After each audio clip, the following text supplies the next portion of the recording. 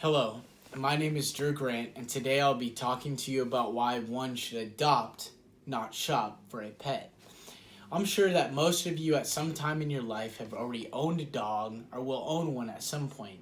There are approximately 6.5 million companion animals that enter shelters every year, and from that, 1.5 million dogs and cats are euthanized according to the American Society for the Prevention of Cruelty to Animals. There are many reasons why adopting through a rescue agency or shelter is the superior choice over purchasing one through a pet store or online. In the following, I will give you an overview of a few reasons why you should adopt your next pet. Firstly, I will talk about the common misconceptions about adopting a rescue dog. A lot of people assume that a dog is in a shelter for negative reasons, that they are overly aggressive, misbehaved, or just bad animals in general, but that simply is not true. In many cases, the dog might find its way to a shelter just because its owner died, or the owners moved away, or some sort of lifestyle change that led to no one being able to look after the dog anymore.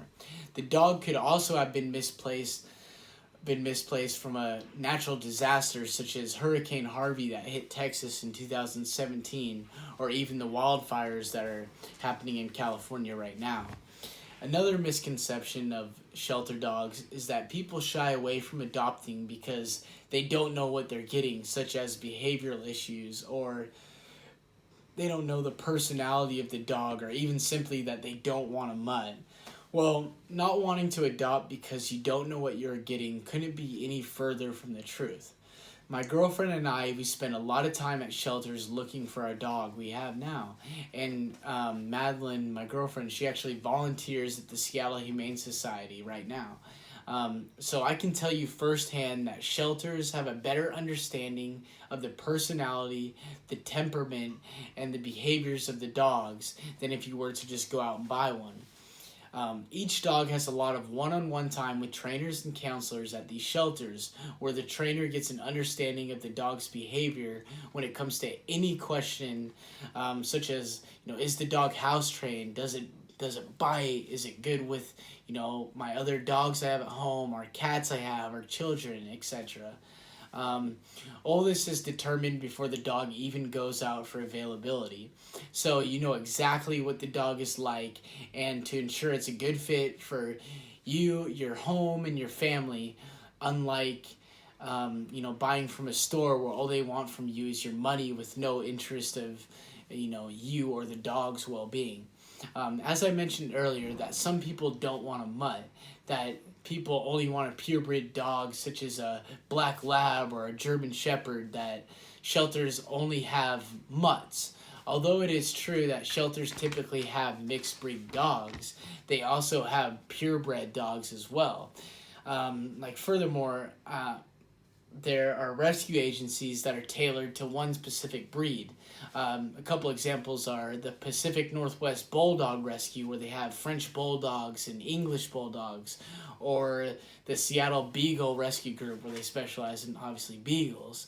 So if you are inclined to have a purebred dog instead of a mutt, then there are plenty of rescue agencies as options. As you can see, these common misconceptions of adoption dogs are not true, and there's a good chance that your perfect companion is waiting for you at a shelter or rescue agency. Now let me give you another reason to adopt. Have you ever wondered where that adorable little puppy at the pet store, that online site, comes from? Well, unless you pay thousands of dollars, it doesn't come from a magical land of dogs or a high-class breeder. Chances are it came from a commercial dog breeding facility, also known as a puppy mill. Puppy mills are all about maximizing profits while maintaining the lowest overhead costs as possible. These places, they give no concern to the welfare and health of these dogs. There is estimated to be 10,000 puppy mills in the United States per the American Humane. In fact, from a recent HBO documentary, 99% of puppies at pet stores and these online websites came from puppy mills.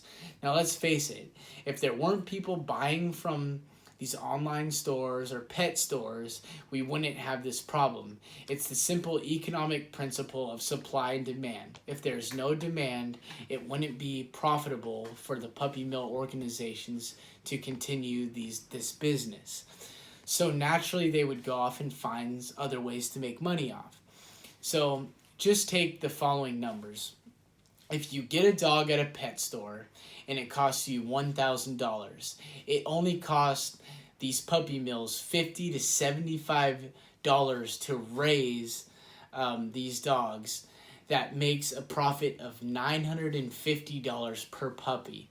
I highly urge you to visit the humanesociety.org, which gives a great short overview about puppy mills and what you can do to help put an end to this horrible business.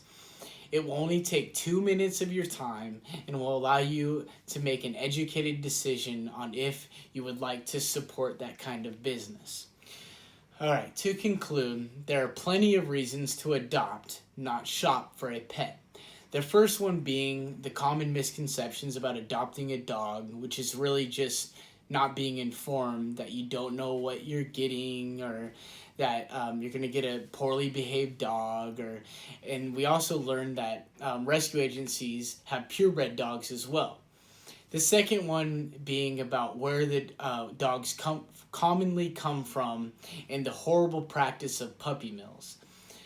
The bottom line is adopting and not shopping for your next pet is the more ethical and economical choice, and you give an animal a second chance at life.